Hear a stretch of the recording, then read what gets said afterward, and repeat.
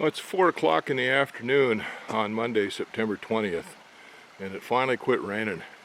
It was raining so hard it was just hammering the roof of the cabin there. I didn't get anything done this morning. Well, I can't say I didn't get anything done. I didn't do anything productive. I spent most of the morning, well, all morning and most of the afternoon in the house editing a video. So anyway, it just quit raining here a little bit ago. I get outside and get a little bit done. Well, it's been so wet I haven't been able to do much. We've got an inch of rain, an average of an inch of rain every day for the last 3 weeks through the whole month of September so far. I guess maybe even reaching back into August a little bit, but anyway, it's just been tough getting anything done. Well, one of the things I did do is I drug out this pipe. This was, I think, an antenna of some kind at one time. We salvaged off of a construction site that was shutting down. They were going to haul it to the dump, and this got bent up here, moving it around, but the main part of it is still in good shape here. And I drug it out of the stuff up there. I'm going to cut that up into lengths, I think 1 foot lengths, and use that for posts for my post for the shed to put down in the cement. I'm going to make stands for the posts. So I don't want the posts sitting directly on the concrete. I want to stand for those. So anyway, I think I'm going to cut that up. And then I've got these. They came off the same construction site. These are 6x10 angle, and I've used those before. I've cut those up and used them up on the porch project.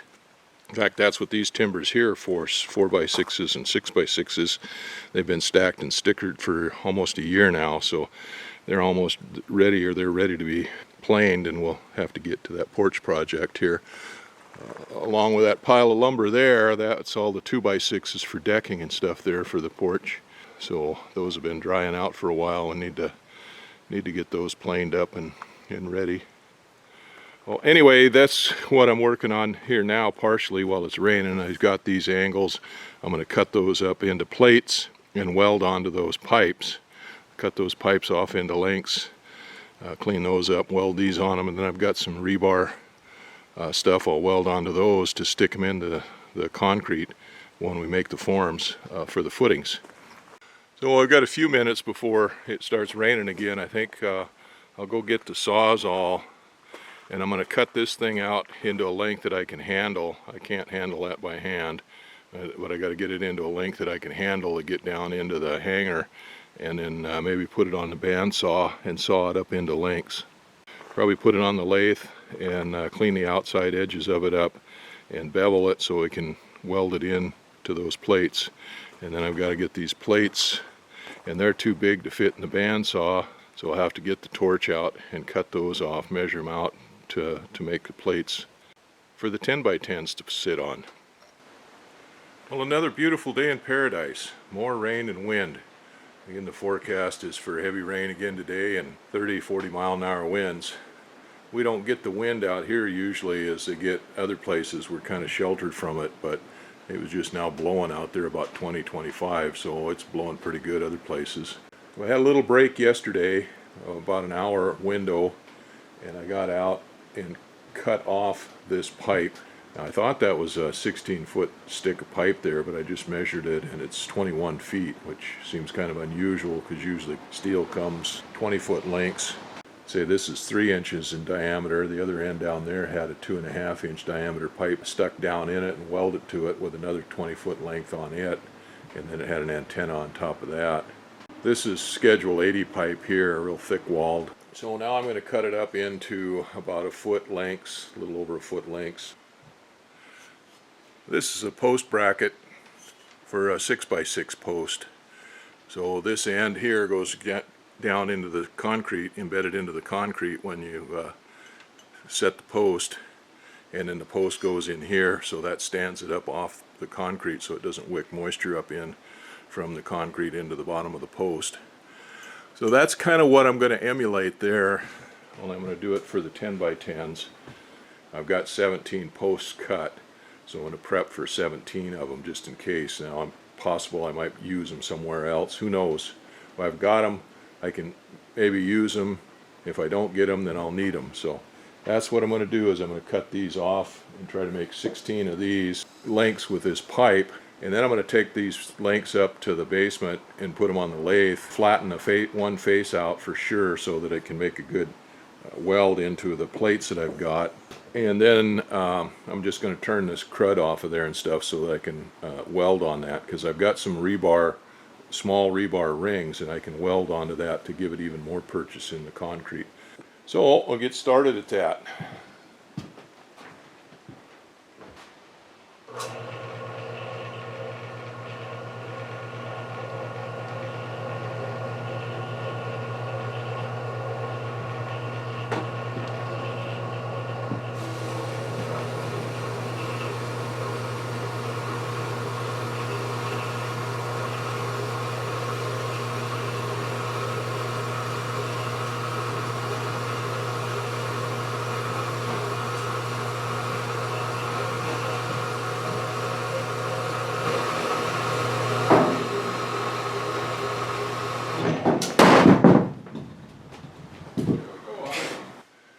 Well, it's been about an hour and a half. I got 14 of them cut, and I started making the 15th cut about halfway through it, and the motor warmed up just too much for it to do that many cuts at one time, and threw out the thermal breaker on it. So I've got to wait till that cools off before I can finish up.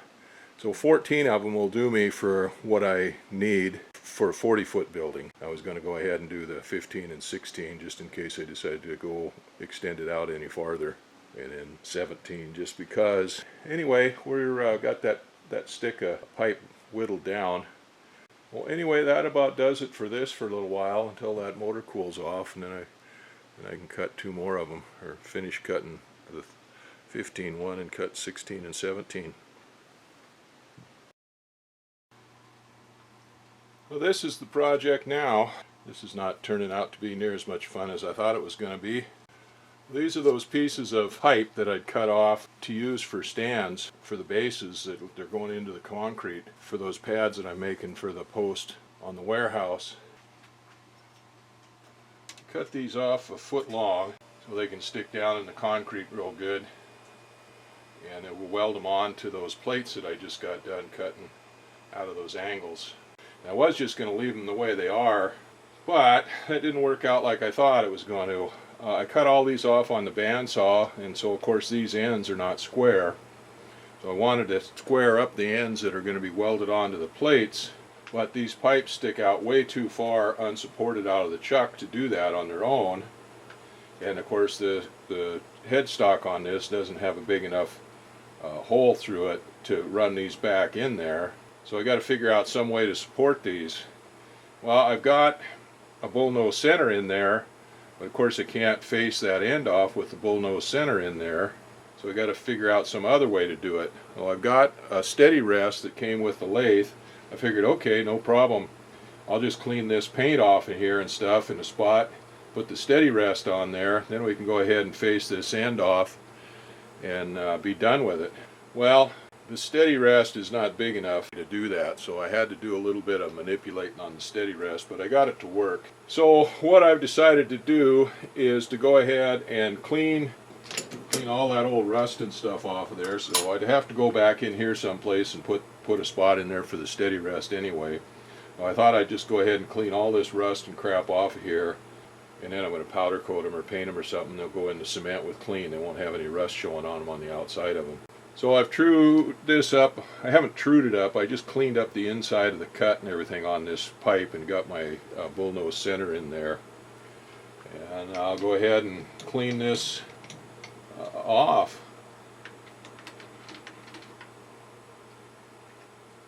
Oh, let's see. Let's go with C. There we go. That's 200. I've got it set for a pretty high feed rate.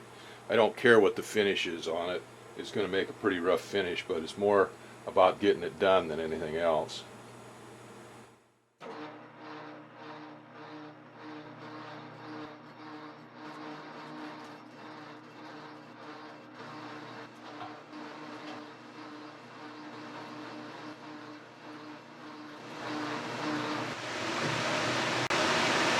Okay, that one sits in there just a little different than the other one did, so I've got to adjust this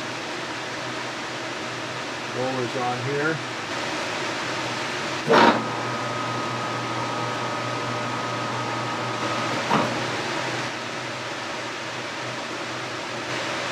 Okay, now that's completely wrong according to the way that steady rest is made. So these fingers, the sleeves go up in here, and they have a slot in them, and so this set screw right here keeps those in the slot, lined up in the slot.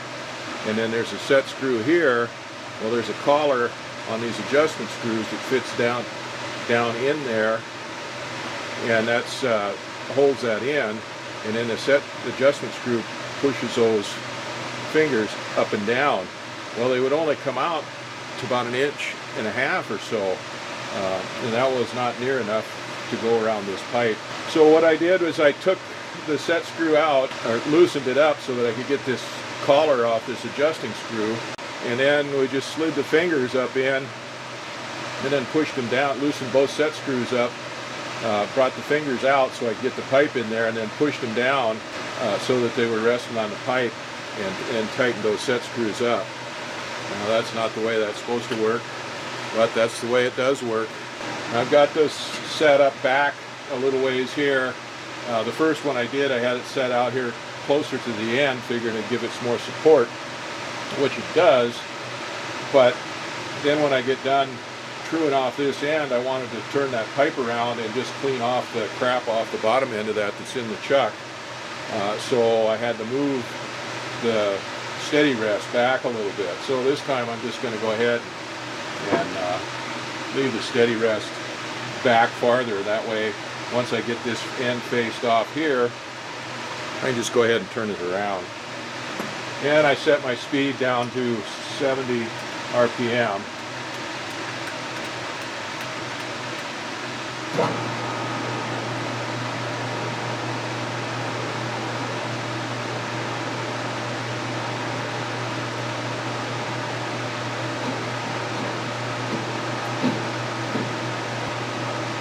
Oh yeah, I gotta put a little oil on that. Those are roller bearings, so not as bad as grass fingers or anything, but I still put a little oil on it. And just take just a little bit at a time. And it seems like there's not as much pressure put on that pipe if they run from the inside out instead of from the outside in.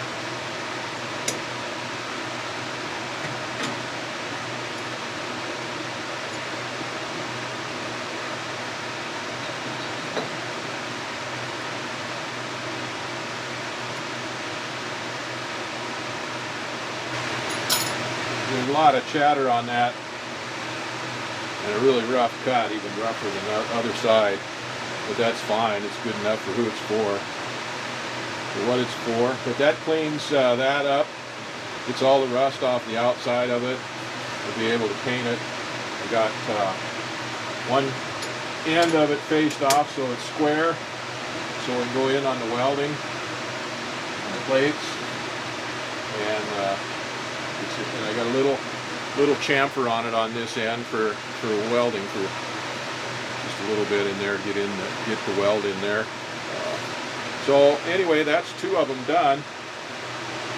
Got 13 more to do, but that's it for today. I got to go to town. I got to figure out what I'm going to fix my wife for dinner tonight. Go to town and get some groceries. So I guess I better get that done. I got to figure out how to do it anyway. That's first one took me over an hour to figure everything out. And the second one took me about 20 minutes or so to do it. And I have a heck of a cleanup on that. All that rust and crap off of there, but that's what they've got that machine for. So while I was working on that, while the lathe was working on that, I was working on something else. My wife needs a cane, so we've got a bunch of these sticks that we got a few years ago. I don't know, California or someplace. I think this is a manzanita, pretty tough, and it's pretty well cured. So I've been scraping it down. I'm going to clean it up and see if I can make a cane with this. Probably steam it a little bit and put a little bit more of a bend in there and take the bark off of that, polish it up, and I think that'll make a good cane for her. We'll see.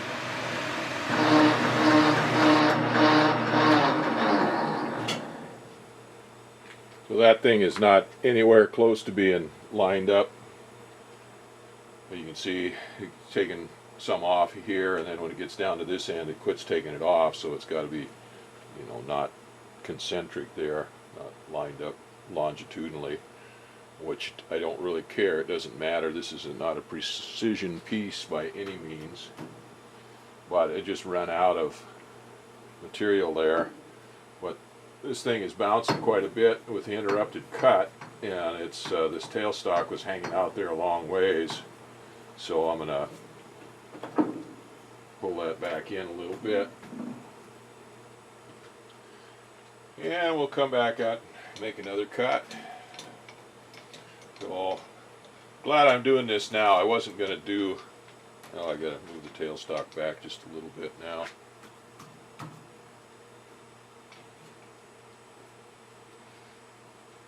Enough to get the compound carriage compound and everything back in here where it's got to go. There we go.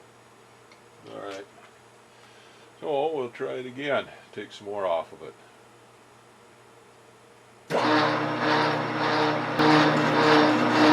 Well, anyway, like I said, I wasn't going to do this. I thought about sandblasting these, getting them cleaned up. It had been a lot of work, and sandblasting is not the best thing to do if you're going to weld on them, although the only thing I'm going to weld on is one end where it's going to be welded onto the plate.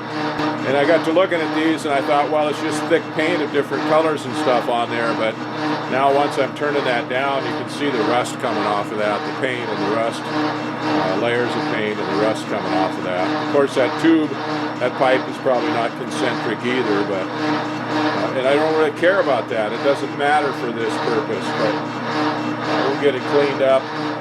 It'll take powder coat then, and the rough edges should make the concrete stick to it even better, I hope. Anyway, that's a good thought.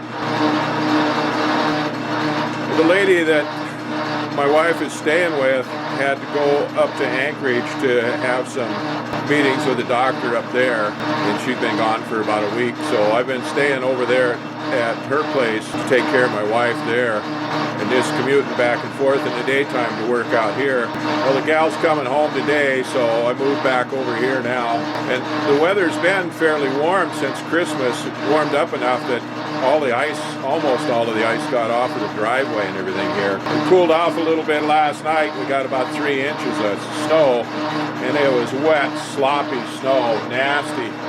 So when I come over here today, the first thing I had to do before I could do anything else was get the Bobcat going and move some of that snow. So that's taken care of. It's raining now, so hopefully it'll rain it. I guess got a little bit of slush left on the driveway now, so hopefully it'll rain it off. And the forecast says by next Saturday, Friday and Saturday, it's supposed to get cold again, so hopefully it'll clear it all off before it freezes up again and makes it icy. So it's been warm since Christmas relatively, but this is only the latter half of January, so it's still got a lot of winter to go. It's easy to forget that. We can still get a lot of cold weather and snow. But anyway, this has been pretty nice, kind of a reprieve from it. The cold, not near as much snow as what we had last winter. Can't complain about that. Getting some nasty swarf off of there, that rust, dusty rust and stuff. I put a piece of cardboard over there under the carriage, help keep that stuff from building up underneath the ways there, maybe a little bit more. Well, I didn't get a very early start today. I got started fairly early, but had to work on cleaning up the house that was staying in, vacuum up the dog hair and stuff like that, because they've been having the dogs stay over there during the daytime, and the one dog at night. They're shedding right now. They're blowing their hair out pretty good, so I had to clean the dog hair up and do the laundry and the bedding of the house, the bed that I was staying in, and a couple other things. And like I said, I went to town to check the mail and get some groceries, and I stopped by to drop some stuff off with Judy at that house, and she wanted to take a bath, so I had to stay there and help her take a bath. Anyway, by the time we got all that stuff all done, it wasn't a very early start out here today. I don't know how many of these I'll get done, but this will be the first one today. This will be number 3 total. I've got 15 to do.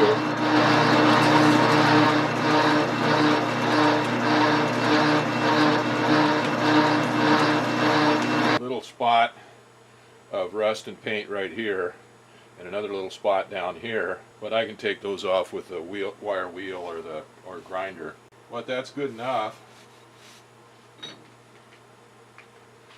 So that's 3 of them. 12 more to go, but I think I need to go find something to eat. A little bite to eat. Oh, that's enough of those for now. Been working on and off with these, turning these down for the last few days. I've got 14 of them done now. Those are all trued up, trimmed up, and ready to weld onto the plates when I get the plates ready to go. I got one more that I need to turn down. I've got 3 more pipes that I can use. Unfortunately, I have to do a little extra work on them. There's 2 of them like this.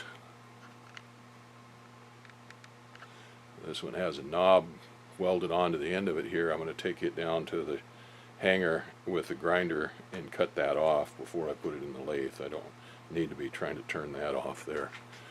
Anyway, it's coming along. There was a lot more rust on this than I thought, and some pits and stuff, so I'm glad I went ahead and turned these all the way down. So I've got 2 of them like this with these knobs on it. Again, I only need 1. And I've got this one here, which was the end one, and it's got holes down here on this end, which really won't hurt anything, but this end here was in the ground or something, in cement or something, and it's pretty pitted and pretty chewed up. So I'm not going to use this one. I'll use one of those other 2 and grind those knobs off the end of them. So I changed my modus operandi a little bit. I was turning the crap off of those halfway down or so, and then putting the steady rest in there and truing up the end of the pipes. But that was taking a lot of time and work, so I got to looking, and I found this tool here that has a pretty sharp end on it, tight end on it for doing contour work or something, and I could get it to fit in to where it just about fit in between the end of the pipe and the bullnose center there, and it'd rub on the center a little bit. But anyway, I'd go ahead and use this and trim up the end and get it squared up. I'd have to take the center out then and file out the burrs and stuff and get it set up. But anyway, that worked a lot faster than trying to set that steady rest up every time, and the steady rest never was very steady on that. So anyway, it's going a lot faster than what I started out doing. Well, I'm just about done. I got 1 more to do, and then I got a heck of a mess on the lathe to clean up, because this is some nasty stuff. There's rust all over the place on that. So I got piles of rust on there. I've got to make sure and get that cleaned up so it doesn't start rusting the lathe ways, bed, or any of that stuff. Anyway, there's going to be a lot of cleanup work to do.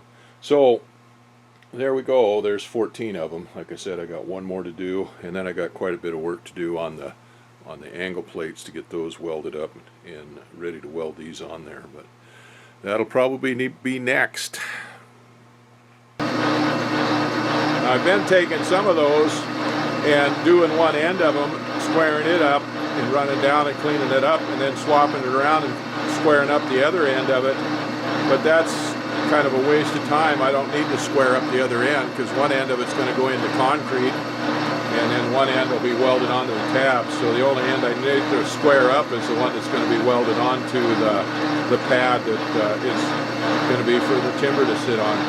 So I'll keep doing this. I'll go ahead and skin this off down there closer to the chuck on that end. And once I get it all skinned off down to there, then I'll go ahead and change tools, finish truing up this end, put a chamfer on it for weld, and then I'll swip it around and skim off the other end, and then it'll be done. Then I'll be done with the pipes.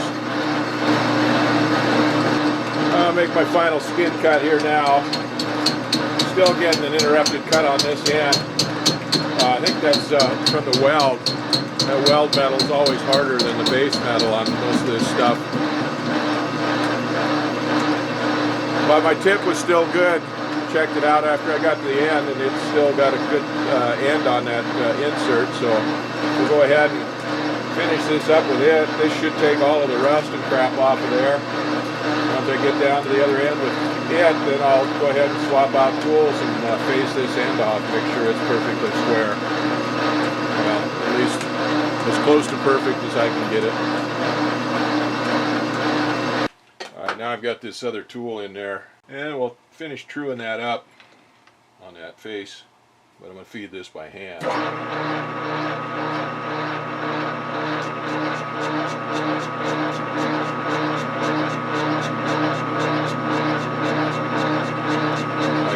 Cut just a little bit of a chamfer on there with that tool just by manipulating both the cross feed and the carriage feed. It's not very clean. It doesn't have to be for a weld, but I'm going to clean it up just a little bit with this 45-degree carbide tipped tool.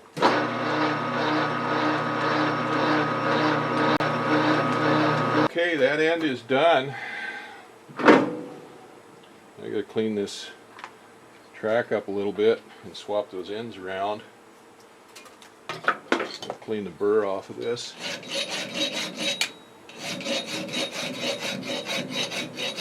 Okay, now what I was doing on some of those was going ahead and taking that other tool and facing off this end of this pipe too, and then I'd take the bullnose center out of there, clean that up, and put the center back in, so that way we had a true tube on there, a true cut on it. But it doesn't really make that much difference. This is all going in cement. It's not a precision part.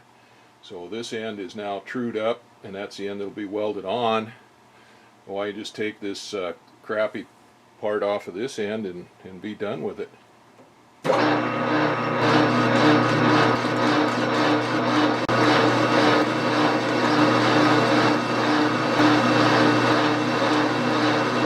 Didn't quite get it all. One more time. Well, you sure tell the difference in the cuts with these tools depending on the feed, how much feed you're putting in, and speed and stuff like that. Get a heavy cut and you get these little short chips like this that are blue. You get a little bit lighter cut and you get these curly chips here that are breaking. And some of those will be blue, some of them won't be. And then you get a lighter cut and you get these stringers here. They won't hardly break at all. Just a skim cut and you get these little stringers here, and they will just wrap around everything and create a mess. That's with these carbide tip with the one with the insert that I'm using here now. So it's better if a cut like this, I guess, according to what I've seen on guys on YouTube videos and stuff. These are ideal here, just where they're just turning blue, because most of the heat then goes into the metal and gets removed from it, but you get a good curly chip that breaks. These like this are not too bad. They break. They're not quite as heavy and they break off pretty good, and you can still see they got heat in them because they're straw colored.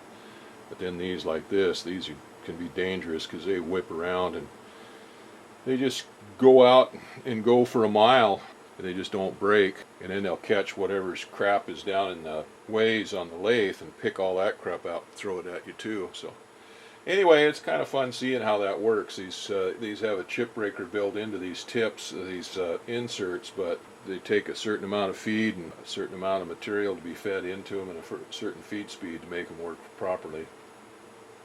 Well, anyway, that's all of those. That's all of the pipes. This one is done. I'll put it over here in the pile with the rest of them. Now I got a mess in here. It's going to take me most of the day to clean this crap up. All this, and I got to get it cleaned up too because it's got rust all over everything and it's just a nasty mess. Well, here's a pipe. I got a little chamfer here on the end and it's nice and clean on the outside edge here. A little bit worn, but I got all the rust and paint off of it. Didn't get anything done on the inside of it. On none of those, which is fine. This is going to be embedded in concrete, and so it'll rust from the inside out, not from the outside in. If it rusts on the outside and it starts rusting in, then it'll loosen up in the concrete. But rusting from the inside out, it'll last longer than me, probably longer than my grandkids. We're leaving in a few days to go down to Florida.